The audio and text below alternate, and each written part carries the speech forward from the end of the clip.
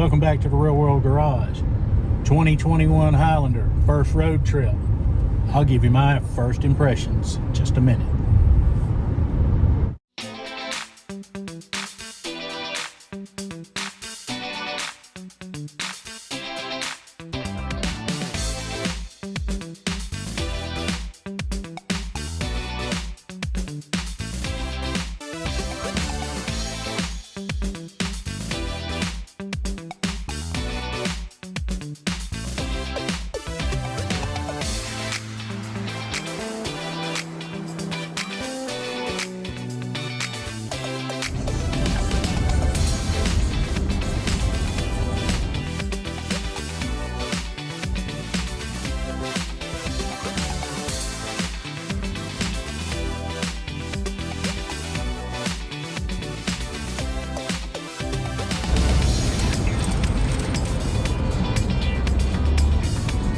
Good morning, sir. How are you? Thank you.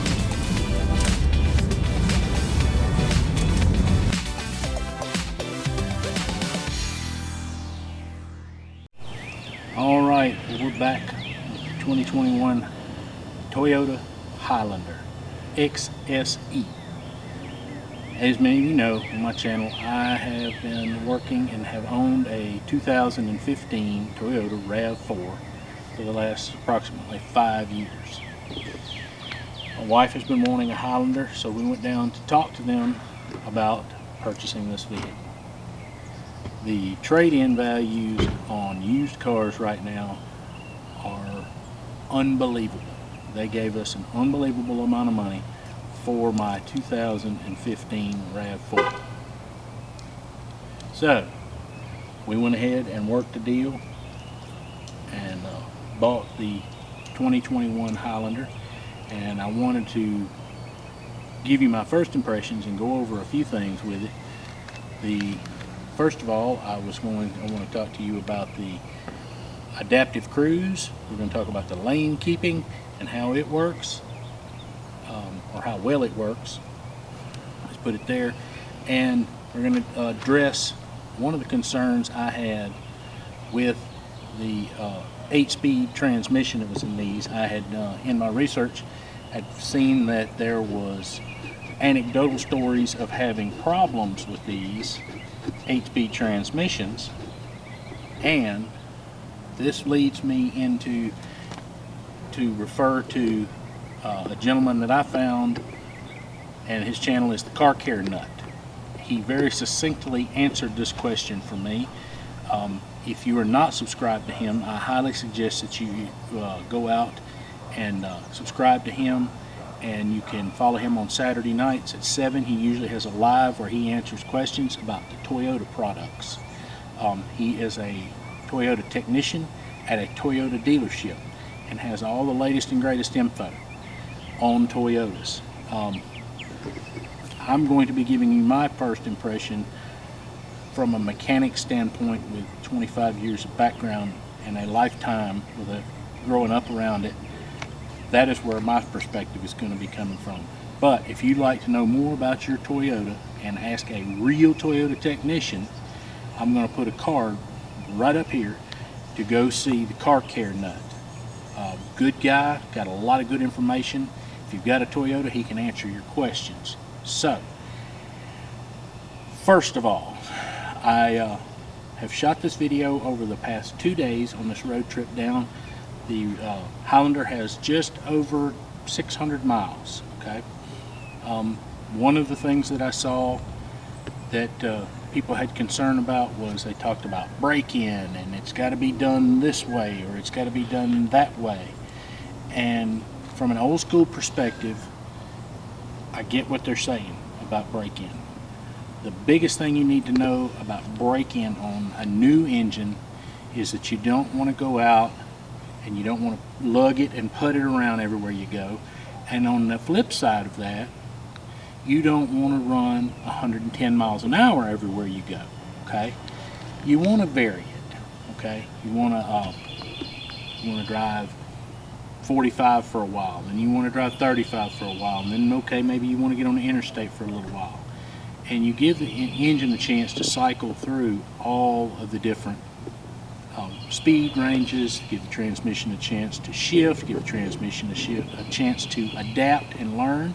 These transmissions do adapt over time to the driver and their driving styles. So, with all that said, let's go ahead and we're going to cut away to the first video I did showing you the lane control and how the vehicle takes on the steering. So we're going to cut to that and we're going to come right back, and then we're going to talk about the cruise. Alright, well, I wanted to demonstrate to you the lane keeping ability of this Highlander. It helps and works best when you're on cruise. And I want to preface this statement, when I closed course, so to speak, this is a federal preserve. There's very limited traffic. I am in wheel control of the vehicle. My hands will remain with the steering wheel and my foot will be just over the brake. But I wanted to show you how this system works and how well it works. Right, my hands are barely touching the steering wheel so that it knows that I'm still in control of the vehicle. We're going to see if it will steer itself. If you'll watch the steering wheel in my hands, I'm not turning the steering wheel. The vehicle is steering itself. I'm prepared to take over at any time that it loses the sense of the road. So it's telling me to put my hands on the steering wheel right now. It beeps. As soon as it detects that I'm not in control, it tells me, hey dummy, put your hands on the steering wheel. But right now it's keeping itself in the center of the lane, and I'm not doing any input. It's doing it all on its own. And we're coming up on a pretty good curve up here. Nope, let's get my hands on the steering wheel so it'll take over. And it's steering. It did it all by itself.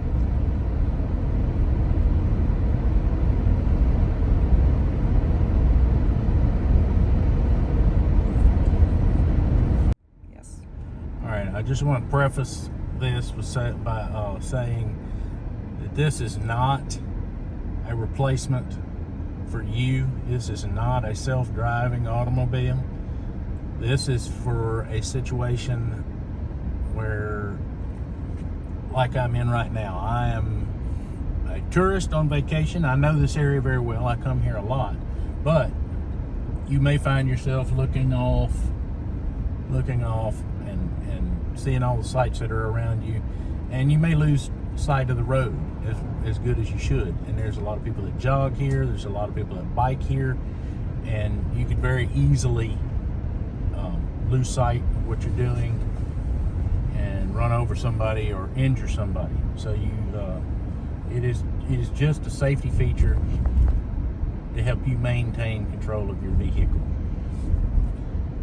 You are still responsible for the safe driving of this vehicle. All right, now that you've seen the steering control, I wasn't able to capture as good a video on that as I wanted, but first thing I want you to know is everything was done safely. My hands were right there at the steering wheel. I had a foot near the brake, and it's speeds of 25 miles an hour, very slow. And it was early in the morning, and there's not a lot of traffic or a lot of pedestrians in that area. I just want to let you know that we were safe about doing that process and trying it. Now, the same thing with the radar adaptive cruise control. We were at speeds of about 30 miles an hour in this next video that we did. I've also used the same on the interstate. I was following behind somebody and was watching how the adaptive cruise works. One of the things it does is it's a space keeping. It keeps a proper amount of distance between you and the car in front of you. So if they slow down, the cruise control actually will slow down, okay, and maintain the proper distance between the automobiles. If the person in front of you begins to slow down, the car actually begins to throw on the brakes. And what I read was, and since I haven't been behind it when it did it, I don't know, but what I've read is that it does throw the brake lights on, so when this thing noses over and begins to stop, it tells everybody behind you, hey, we're stopping. So, that said, let's cut away to this other video, and I'm going to show you how that worked. Flawless. Very impressed. Alright, one of the other features that this Highlander has is the radar adaptive cruise, and it will actually put on the brakes for you. Go ahead and shine out the front. We are still on cruise. I'm not touching the brakes, but it should begin to stop any second. There it goes. It is stopping. I did not touch the brake pedal.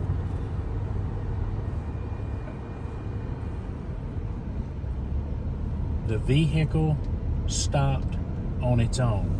Now, I want you to understand, I had my foot prepared to do the braking if necessary in that scenario, but I wanted you to see what the vehicle did. I didn't have any input, and it's fixing to probably do it again. If we get too close to this vehicle, here it goes. They're going to stop, and the vehicle is stopping, getting the distance again, beginning to resume the cruise control again. This technology works and works well. Alright, as you can see in that clip, the adaptive cruise, where it keeps your distance and brakes if somebody in front of you stops, that technology to me is just, it's impressive and it's amazing. I've pursued that feature all the way, and I let the vehicle come to a complete stop. Okay, didn't touch the brake, but I was ready to. I was hovered right over it, hands on the steering wheel, foot hovering over the brake. Vehicle came to a complete stop. As soon as the car took off in front of me, the Highlander began to take off, and it maintained the proper distance. This is just a step before autonomous driving. Never experienced it. It's really cool, but I'm going to add this caution. Okay, it might make you lazy, and it might make you not as aware as you should be. You need to continue to practice all the safe driving practices that you have used your whole driving career. These are just simply aids. It is not autonomous driving. I could see in a situation where that adaptive cruise control would work well if you were in a bumper-to-bumper situation and everybody's plodding along in a long line of cars and you're doing 25 or 30 miles an hour, and somebody in front of you stops and you had gotten distracted, the RAV's going to save you. Not the RAV. I sold the RAV. The Highlander is going to save you. I've been saying RAV all day, and my wife just laughs. It's a Highlander now. So anyway, let's get back to the 8-speed transmission. First of all, I'm going to talk about the RAV4's 6-speed transmission. When I first we first bought it, it was a little weird. It didn't shift like other transmissions I'd been in, and one of the things that I had against that transmission is particularly when you were on cruise control and you had got into hilly situations, before it could get to the top of the hill, it would downshift so hard, it would downshift to 4th gear, 3rd gear, and the engine RPMs would jump up 4,000, 4,500, and then even after you crested the hill, it took it a while before it would shift out. Okay, what I found was with the RAV, that is, if you did not turn the cruise control on and you did it yourself with your foot and just gently accelerated up the hill, you lost a little speed, but you were able to maintain and get over the hill without it revving excessively. Okay, and downshifting excessively. It will work the transmission, seem like, to death. I'm seeing the same kind of thing with the Highlander. I don't like the way way Toyota has programmed the shift algorithm. Hang on, we'll let this plane pass and then we'll come right back. What is it? It's a Blue Angel F-16. Well, F-18. All right, we had to let that plane pass over. We're down in Pensacola, Florida, and that was the Blue Angels apparently coming back from somewhere. So get a lot of that here. Anyway, back to the transmission. The transmission, we were coming through some real hilly sections coming down, and I had it on cruise, and I wanted to see what it was going to do, and it was doing something very similar. It wasn't as bad as with the RAV, and it wasn't jumping to 4,500, but it was getting pretty close to 4,000. So I immediately kicked the cruise off and went to using the old school way of just using my foot to give it a little gas to get up over the hill, because as we talked about earlier, we are kind of in a break-in period, and you don't want to really run a lot of high RPMs until everything is broke in together and is happy, so to speak. But like I said, the 8-speed transmission with cruise control on in hills, it's not a good situation. Do it with your foot if you can. So, all right, we are back from vacation. I was editing my footage and I realized that I had not totally answered the transmission question. When I mentioned it to the car care nut, what he said is that when this 8-speed transmission came out in the 2017 and 2018 models, there were problems. They were immediately known. He said they were weeks before they had problems, and after the 19 and 20 and 21, they haven't seemed to experience any more problems. As we said earlier, they do shift a little weird, not what we're used to, but as far as issues or failures, that was in the early days, 17 and 18. All right, briefly wanted to go over and talk about the layout and the comfort of the Toyota Highlander. Initially, have been very impressed with how everything's laid out.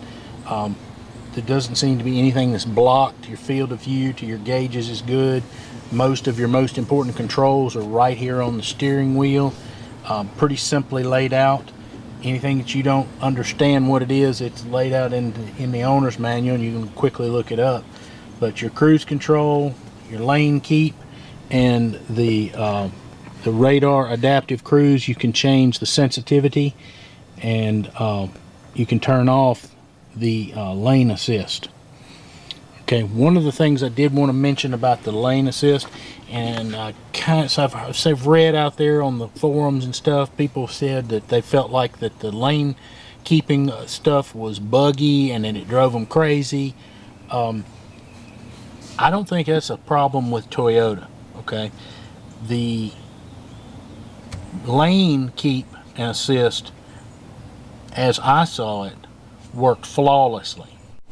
The problem as I saw it when I was driving it was the way the lines had been painted on the road.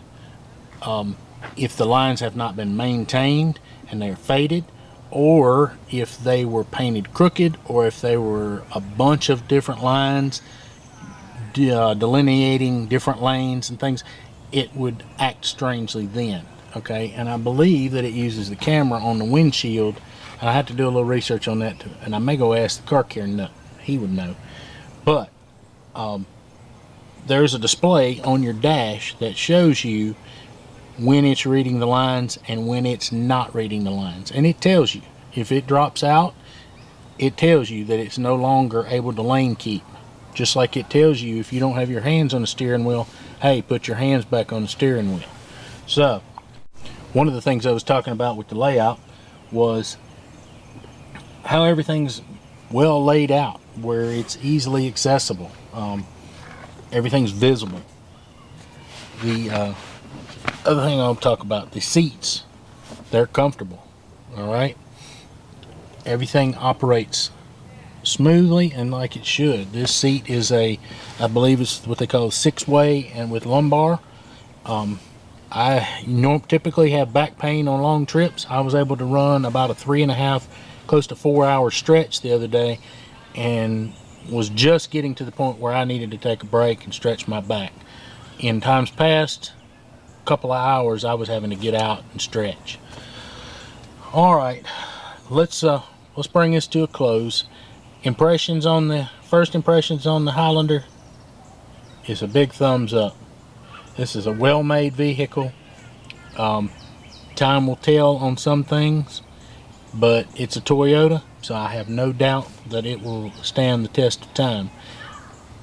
You're going to get to see videos as we go along, but it may be a little while because this vehicle comes with the first couple of years of maintenance including tire rotations and oil changes. So I may not have to do a whole lot to this. Now, if you enjoyed what you saw, go down there and hit the subscribe button. Hit that thumbs up. And while you're there, go ahead and watch another video coming on right now.